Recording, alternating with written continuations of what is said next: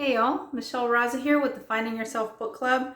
And if you've been with me all along, I really appreciate it. Today we're going to be going over the epilogue of Lindsay Gibson's Adult Children of Emotionally Immature Parents. I did go back and review the videos from the last final chapter just to make sure that I hadn't already covered this. And so this really is the final on this book. But what I'm going to do is, instead of creating like 5 different playlists, which can get kind of confusing, I'm just going to retitle this current playlist. So right now it's titled Adult Children of Emotionally Immature Parents. I'm just going to retitle it to Emotionally Immature People or something more generic, and cover both of Lindsay's works in that playlist. And that way, if you're interested in the topic and you want to continue following along on the topic, then you just have to go to one playlist and not 2. And then you can just scroll down if you're interested in the second book as opposed to the first, etc. So, okay, great. So without further ado, I'll get started here. If you haven't had a chance, please do check out our website. It's www.findingyourselfsatx.com. There you can fill out a contact form and we'll be in touch. You can also download and fill out the free life balance questionnaire, and your first consult is always free.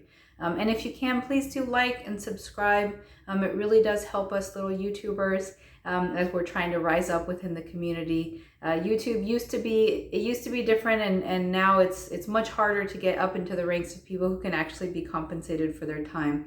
So all of this right now is free from me to you, and I'm happy to do it because it really made a huge difference in my life, and I hope will make a difference in yours. Okay, epilogue. Understanding your past and embarking on a new future can be a bittersweet process. Shining a light on what happened to you, and how it affected your choices can stir up sadness about what you've lost or never had. That's the way light is. It shines on everything, not just the things we want to see. When you decide to uncover the truth about yourself and your family relationships, you may be surprised by what's revealed, especially when you see how these patterns have been passed down through the generations. Sometimes you may wonder whether all this knowledge is for the best. It may even seem as though it would be better not to know. Ultimately, it depends on what you value about life. Is seeking the truth and self-knowledge an important and meaningful pursuit for you? You are the only person who can answer this question. But it's been my experience, and countless other people's, that greater awareness brings its own gifts, most of which involve a fuller, deeper connection with the world and oneself. Working through a difficult past makes things in the present more real and precious.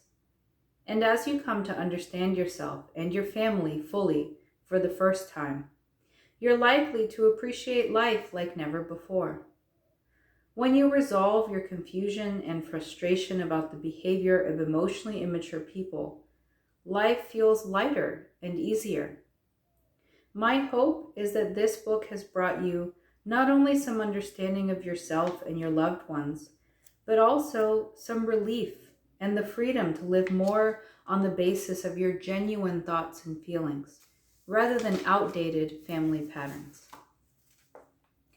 When I see the faces of clients who are discovering their true feelings for the first time and can finally recognize other people's emotional immaturity, their expressions reflect a sense of wonderment and peace.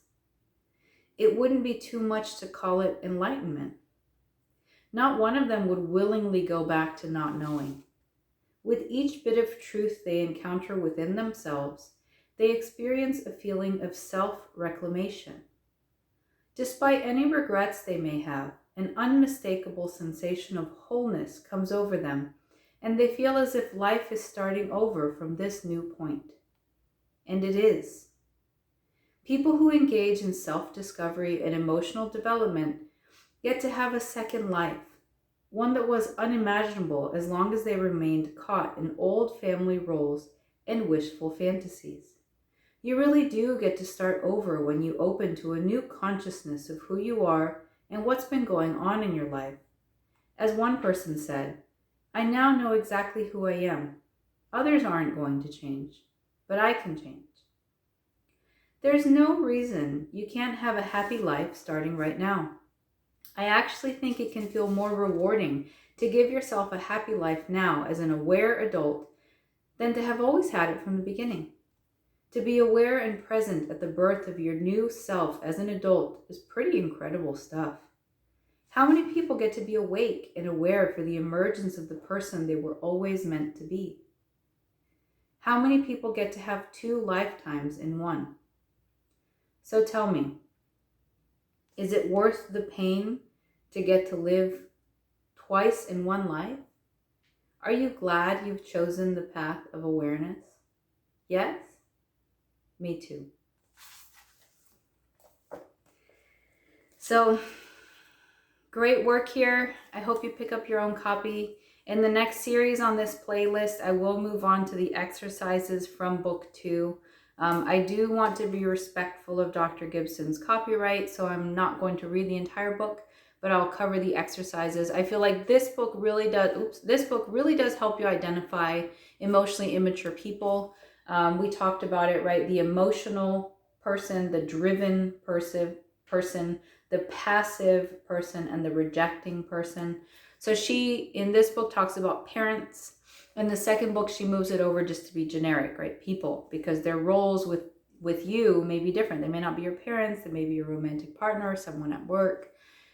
So in the next video on this playlist, we'll cover starting some of the tips of, the situation, and then what do you do to essentially get out of it. So thanks for hanging out with me. Thanks for being with me throughout all of these videos. I hope you do get to check out the Gottman playlist. I know it's not as popular, but it's a real passion of my heart. And then I'm actually going to start a science fiction Saturday series, and I'm going to cover Robert Heinlein's Stranger in a Strange Land. That book also, believe it or not, had a lot of impact on the way I think. Some of it's way out there, but it's really cool stuff, so I'm going to cover it as well. So take care. Glad to be here with you guys, and look forward to talking with you soon. Bye.